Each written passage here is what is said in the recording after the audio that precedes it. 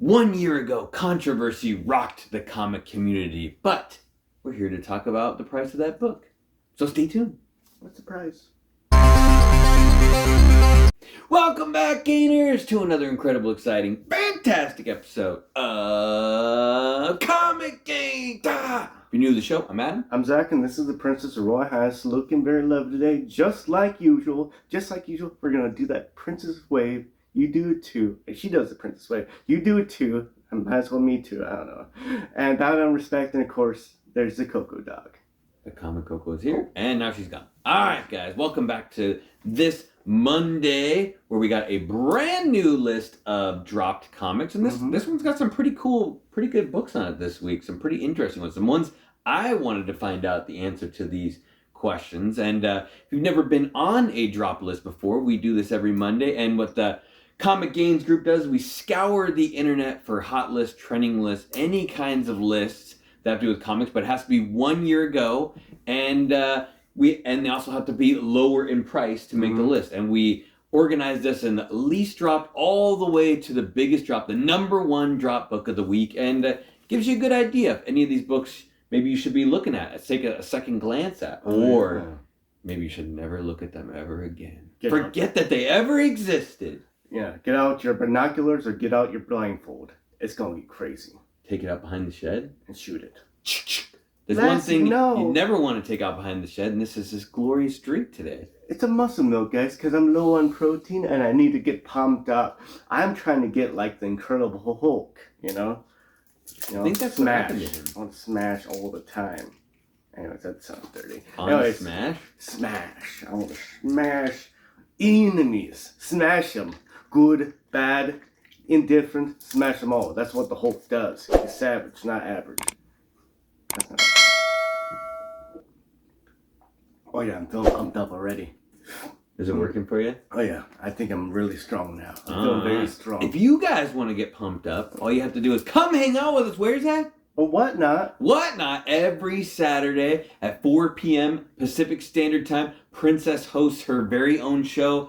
It's all up to her. She has the legendary Wheel of Games, where there's always a chance to win a slab or more. And if you stay up a little bit later at 6 p.m. Pacific Standard Time, Adam and Zach go on, and all of our books start at $1, 30-second auctions, as well as on the Princess Show. And we always give away a slab at the end of every show and a marked jeweler, right? We ain't lying. We ain't denying. We're always awesome, fabulous, and beautiful. Come find us somewhere. Not necessarily in that order. All right, guys, let's get back to the gains, or drops as it is, because it is Monday. All righty, then. We're going to start it off with a goodie but an oldie. Oldie but a goodie. I think it's backwards. Number 5 on the list is Strange Tales 179 from 1975. Ooh. Jim Starlin goodness doing both the artwork and the story. He did that a lot back on those Warlock books.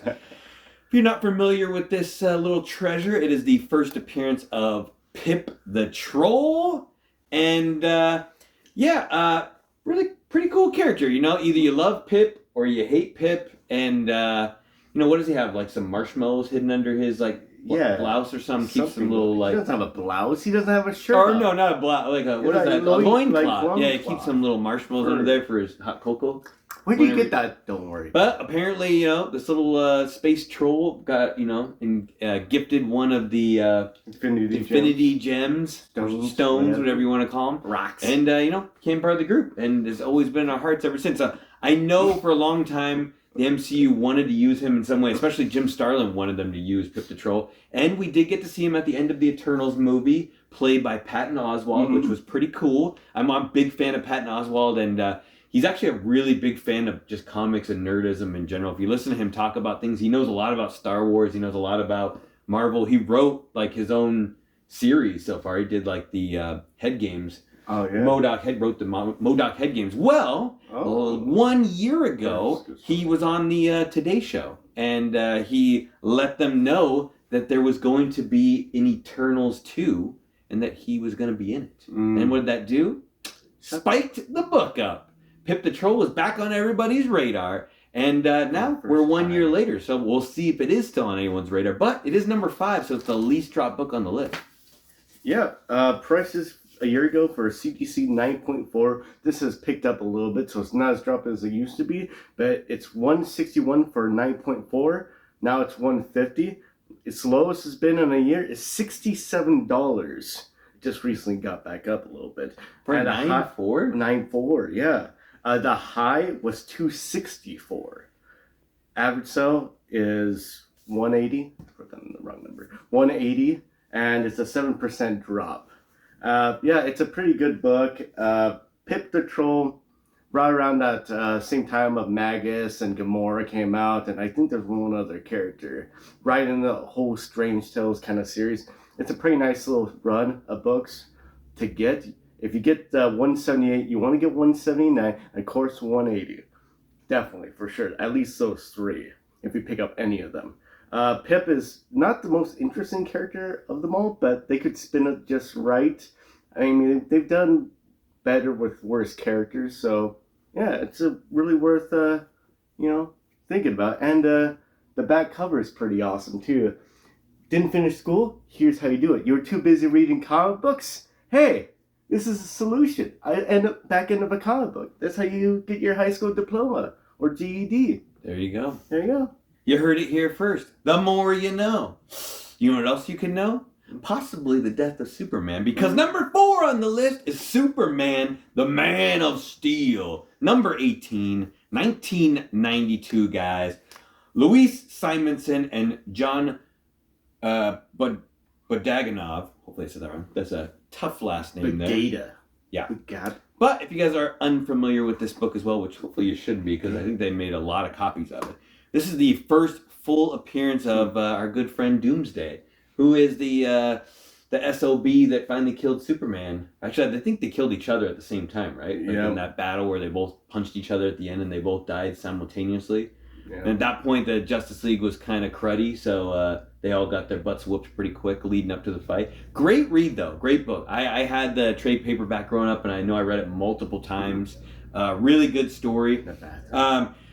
Last year at this time, in the bath, I don't think that was a bathroom book. Last year at this time, they released the 30th anniversary of the death of Superman, and they did that kind of extra book, the little extra book.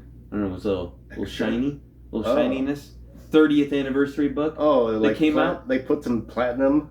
Yeah. Platinum on those eyebrows. Yeah, they put some platinum on it. Anyway, or some kryptonite platinum. Kryptonite platinum. Yeah, but that spiked the original copy. It's always been kind of a decent book to go after. If there wasn't so many printed, I think it would have been a much bigger key, having Doomsday. He does have 4 cameos, in case you guys didn't know, to keep your eye out for as well. There's Superman Man of Steel 17, which is the first appearance of the gloved hand.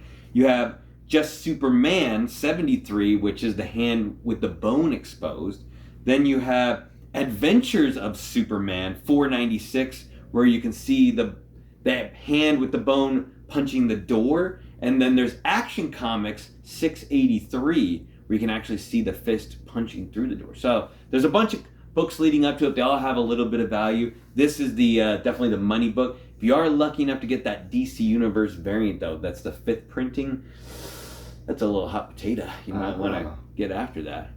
I like potatoes. What are the numbers on this book, though? They make me happy. On this Doom. And you can make them into vodka. More you know. Prices a year ago for a CGC 9.8 was $90.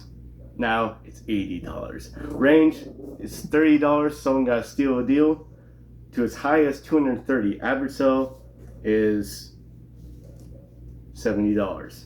It's 11% drop. I don't know. That's they've already showed Doomsday. They ruined it. They took Doomsday to the cleaners. So I don't know. I don't know how it's going to be in the future, but a lot of people do still like Doomsday. He's like the big bad. Like he's like there's Darkseid, and then Doomsday might be just above or below him, but like he's one of the big bads for Superman. So it's I don't know if you need him like in the first movie though, too. Like Smallville did it, right? Like he didn't show up till like what, the 8th season or the 9th season or something. Like they didn't put him out like in the first season. Like here's Doomsday. It's like weird that they're like here's Superman movie and Doomsday's in it immediately. You're like, okay. Okay. Yeah. Yeah, you know? If they're use them again, use it at the end. Use it when you're wrapping things up. Actually, I think it was the second movie, right?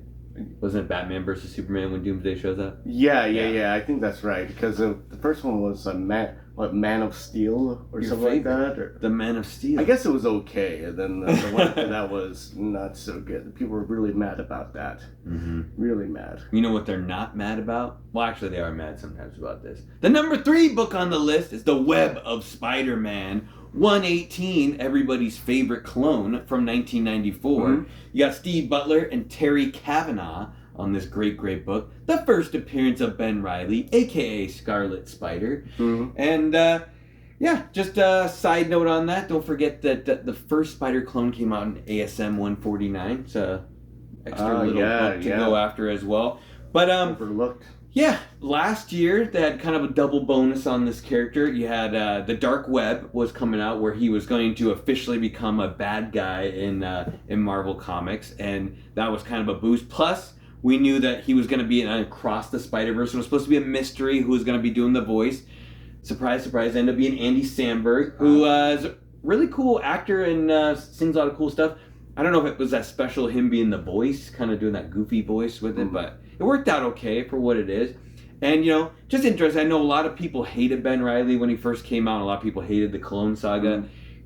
Fast forward 30 years later, like now, I don't know if it's been quite 30 years. Okay, it's 30, about, now everyone seems to like Ben Reilly. I still think the Scarlet Spider suit is one of, like, the coolest Spider-Man suits of all time, which is probably why everyone likes it so much. But, you know how that goes. I think this will always be a spectacular book to have in your collection, but Zach will hit you with those numbers. It might be a good time, Yeah, because prices a year ago for CGC 9.8, not newsstand, it was $965. Now it's $820. It's been as low as $470 and as high as $1,250.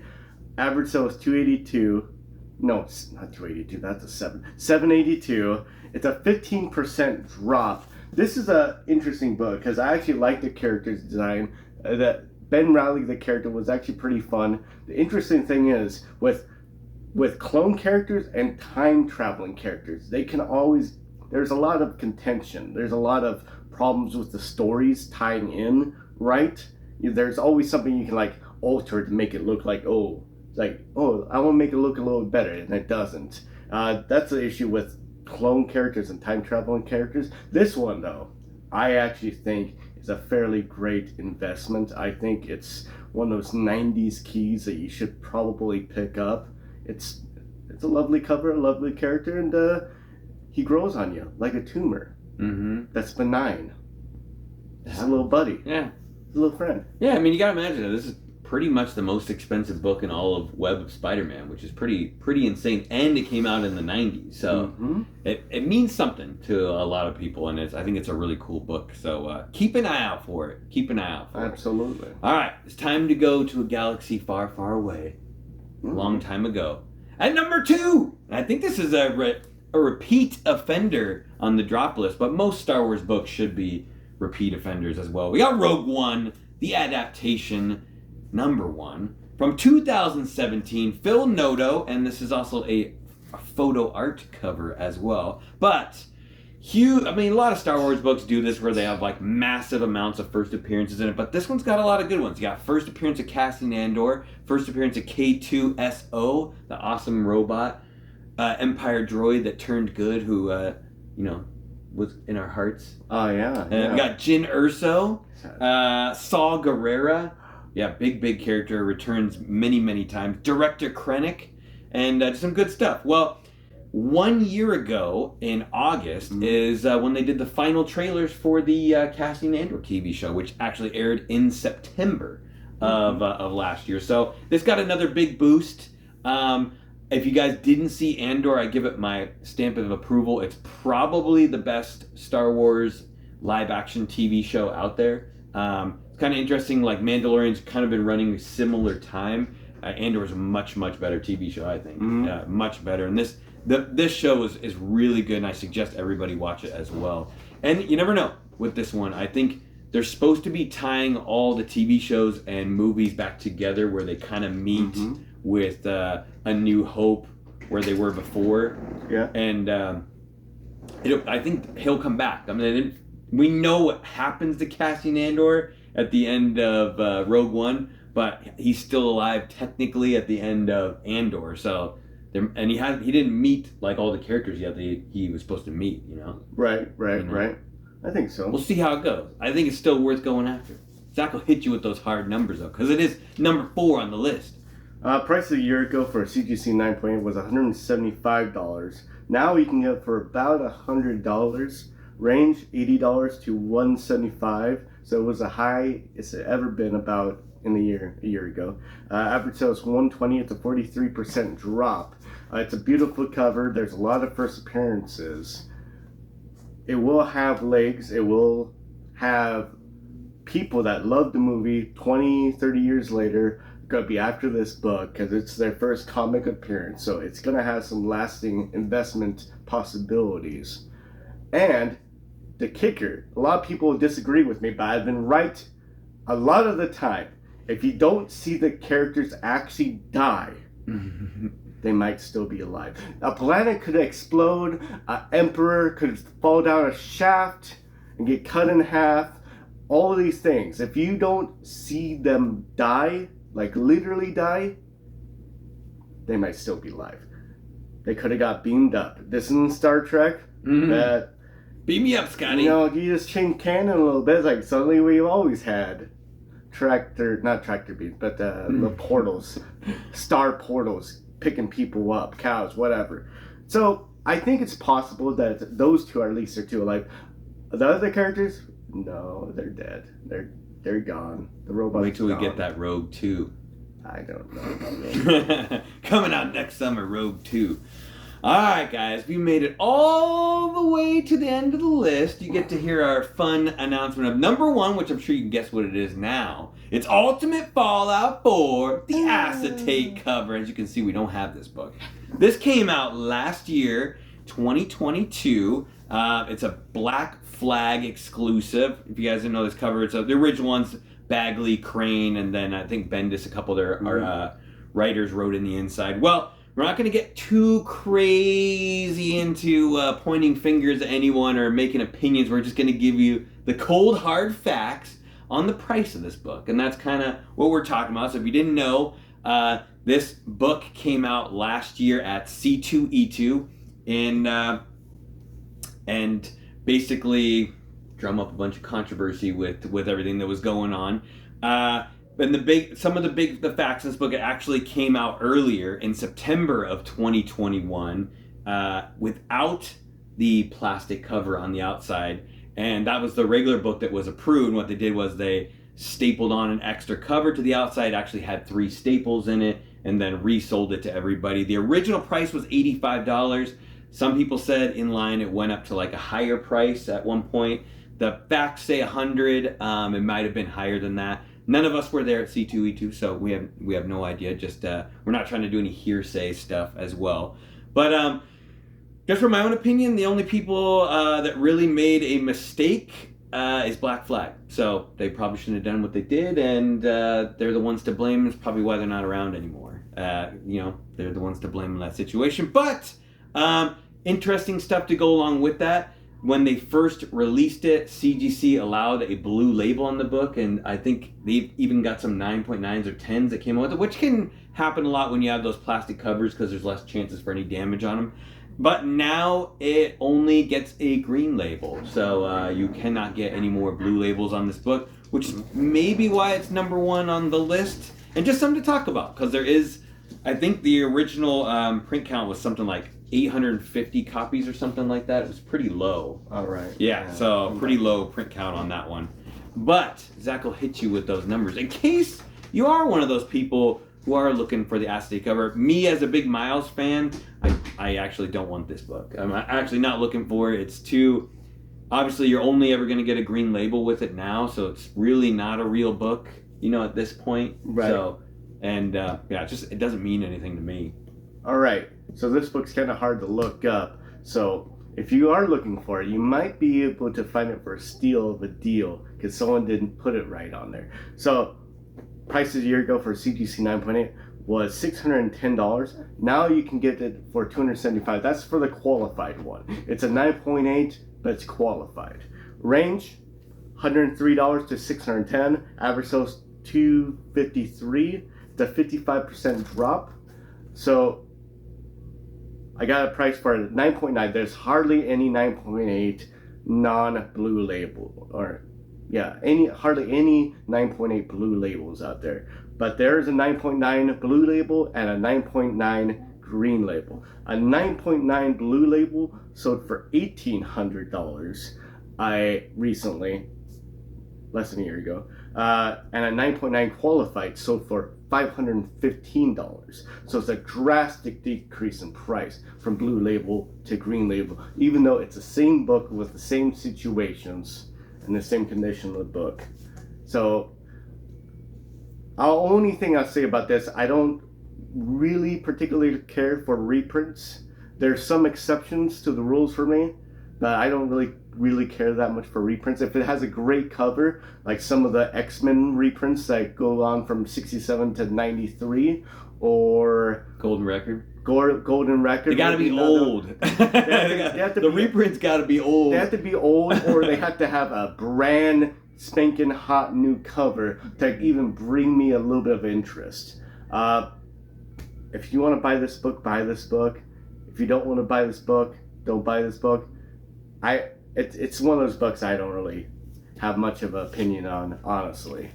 But yeah, that's the biggest drop of this week. Yeah. And I would say probably the book you want to pick up, I'd go for it raw, because you can still find this book in high grade raw and hopefully get 9.8 as a Web of Spider-Man 118. Woo! I think that book is the book to get on this list. Rogue One would be a strong second because it has possibilities. It might not pay out immediately, but it has some pretty good possibilities. Scarlet Spider's not going anywhere. He'll be back. He'll be around for probably the next 30 years. Somebody's going to be like, all right, we need another solo Scarlet Spider story, or Ben Reilly, or however you want to do it. Hollow's Eve is big right now. That's his lady.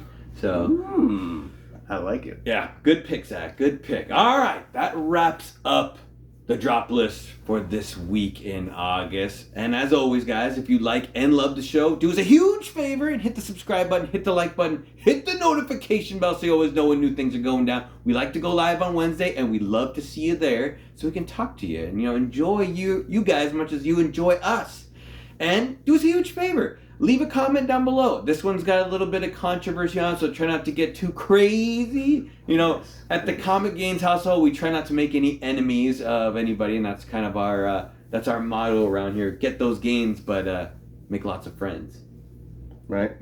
You get those gains. Got anything else, Zach? Yeah, you gotta share. How you do that is, you gotta think about all the stuff you can get slabbed and what you can't get slabbed. You can slab your phone, you can slab a comic, you can slab a coin, you can slab a card. Why can't you slab your dog, your pet? Come on.